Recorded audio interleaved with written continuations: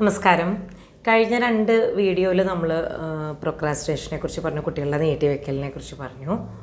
അതിനെ എങ്ങനെ ഓവർകം ചെയ്യാമെന്നുള്ളതിൻ്റെ ഒരു പോയിൻറ്റും സംസാരിക്കേണ്ടായി.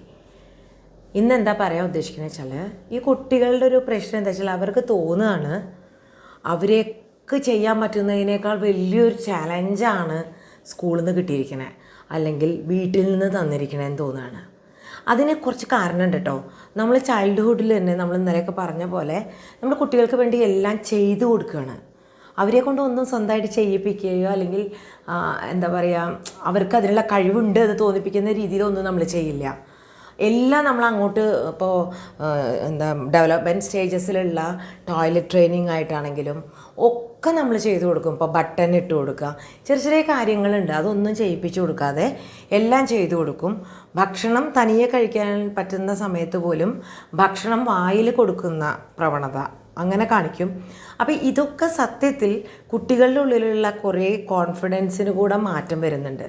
അതായത് എനിക്ക് ഇവരില്ലെങ്കിൽ ജീവിക്കാൻ പറ്റില്ല, എനിക്ക് തനിയായിട്ടൊന്നും ചെയ്യാൻ പറ്റില്ല എന്നുള്ള തോന്നൽ വരുന്നുണ്ട്. പിന്നെ സ്കൂളിൽ പോവുകയാണെങ്കിൽ അത് ടീച്ചേഴ്സാണ് സഹായിക്കുന്നത്. അല്ലെങ്കിൽ ചിലപ്പോൾ പഠിക്കാൻ ബുദ്ധിമുട്ടുണ്ടെന്ന് കാണുമ്പോൾ കൂടെയുള്ള സുഹൃത്തുക്കൾ സഹായിക്കും, ഫ്രണ്ടിനെ ചീത്ത കൊള്ളിക്കണ്ടെന്നൊക്കെ വിചാരിച്ചിട്ട്. അപ്പോൾ എല്ലാ സ്ഥലത്തും എന്താണ് ഈ കുട്ടിക്ക് വരുന്ന മെസ്സേജ് വെച്ചാൽ, നിനക്കിത് ചെയ്യാത്തൊരു ബുദ്ധിമുട്ടാണ്, നിനക്ക് കൂടുതൽ സമയമെടുക്കും, ഭയങ്കര സ്ലോ ആണ് എന്നുള്ളൊരു സാധനം കയറി വരുമ്പോൾ ഈ കുട്ടിയിൽ സ്വാഭാവികമായിട്ടും എനിക്കിത് ചെയ്യാൻ പറ്റില്ല എന്നുള്ളൊരു തോന്നൽ വരും. അപ്പോൾ ഈ കുട്ടിയെ നമ്മൾ എങ്ങനെയാണ് അത് മാറ്റിയെടുക്കേണ്ടത്, അതാണ് നമ്മൾ ചിന്തിക്കേണ്ട ഒരു കാര്യം. അതിനുവേണ്ടി നിങ്ങൾക്ക് ഇഷ്ടമുള്ള എന്തും ഉപയോഗിക്കാം. കുട്ടിയുടെ മനസ്സിൽ അവന് കഴിവുണ്ട് തോന്നിപ്പിക്കുന്ന രീതിയിൽ അവനെ കൊണ്ട് പല കാര്യങ്ങളും ചെയ്യിപ്പിക്കുക.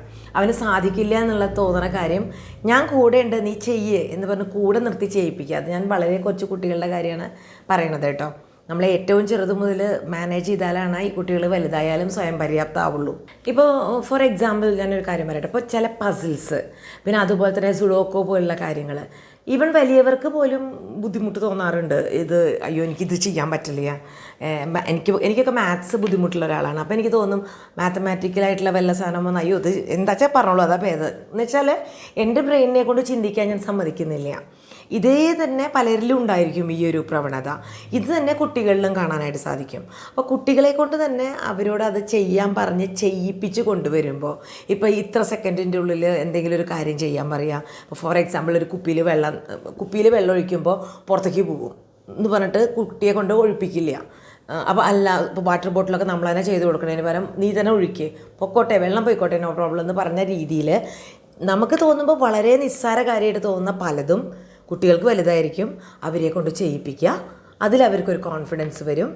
അപ്പോൾ അവർക്ക് തന്നെ അത് ചെയ്യാനുള്ള ഉത്സാഹം ഉണ്ടാവും. അടുത്തത് എന്താ വെച്ചാൽ, ഇപ്പോൾ നമുക്ക് തോന്നും ഇതൊന്നും ഇപ്പോൾ നമുക്ക് ആവശ്യമില്ല, ഇപ്പോൾ ഈ പ്രൊജക്റ്റൊക്കെ ഇപ്പോൾ ഇത് ചെയ്തിട്ട് ഇപ്പോൾ എന്താ കാര്യം. ഇപ്പോൾ ചിലപ്പോൾ നമ്മൾ പാരൻസിനെ പറയും, ഇപ്പോൾ തമാശക്കായിട്ട് പല ട്രോളും കാണാറുണ്ട്, കോസീറ്റ് സൈൻ തീറ്റ് ഇതൊക്കെ ചെയ്തിട്ട് ഇപ്പോൾ എന്താ കാര്യം ഉണ്ടായത്, എല്ലാ കാര്യം ഉണ്ടായോ, ഈ ജാതിയൊക്കെ നമ്മൾ പറയണതുണ്ട്. പക്ഷേ അതേസമയം ഇതൊക്കെ ജീവിതത്തിൽ എവിടെയെങ്കിലുമൊക്കെ പ്രതിഫലിപ്പിക്കും എന്നുള്ളത് അത് അറിയുന്നവർക്ക് കൃത്യമായിട്ട് പറഞ്ഞ് മനസ്സിലാക്കാനായിട്ട് സാധിക്കും. ഇതുപോലെ തന്നെ ഹിസ്റ്ററിയൊക്കെ എന്താ ഇപ്പോൾ പഠിച്ചിട്ട് കാര്യം, പഴയ കാര്യങ്ങൾ ഇനി പഠിച്ചിട്ട് എന്താ കാര്യം. എല്ലാത്തിനും ഒരു ചരിത്രം ഉണ്ടെന്ന് മനസ്സിലാക്കിയിട്ട് അത് വെച്ച് പഠിച്ച് മുന്നോട്ട് വരിക എന്നുള്ളത് വളരെ കുറഞ്ഞ കാര്യമാണ്. അപ്പോൾ ഒരു കുട്ടിക്ക് ഒരു പ്രൊജക്റ്റോ ഒരു അസൈൻമെൻറ്റോ കിട്ടുമ്പോൾ അത് മീനിങ് ഫുള്ളാണ്, അത് ലൈഫിലേക്ക് ആവശ്യമുണ്ട്, അത് പഠിച്ചാൽ അത് അറിഞ്ഞാൽ ഗുണമുണ്ട് എന്നുള്ളത് കുട്ടിക്ക് മനസ്സിലാക്കി കൊടുക്കാനായിട്ടുള്ള ഉദാഹരണങ്ങൾ പറഞ്ഞ് കുട്ടിയെ നന്നായി മോട്ടിവേറ്റ് ചെയ്ത് കൊടുത്താൽ സ്വാഭാവികമായിട്ടും അവന് ചെയ്യാനുള്ള ഉത്സാഹം കൂടും. ഒപ്പം തന്നെ അവന് ചെയ്ത കാര്യങ്ങൾക്ക് നന്നായിട്ട് അപ്രീഷിയേറ്റ് ചെയ്യുക. അതുപോലെ എവിടെയാണോ കുഴപ്പം വന്നു വെച്ചാൽ അതിനെ ക്രിട്ടിസൈസ് ചെയ്യല്ല ചെയ്യേണ്ടത്, കൂടെ ഇരുത്തി പറഞ്ഞ് ചെയ്യിപ്പിക്കുകയാണ് ചെയ്യേണ്ടത്. ഇത്ര ചെയ്താൽ എന്തായാലും നീട്ടിവെക്കുക എന്നുള്ള സ്വഭാവം, ആ അലസത മാറിക്കിട്ടാൻ സാധിക്കും. അപ്പോൾ അടുത്ത ടിപ്പുമായിട്ട് അടുത്ത ദിവസം.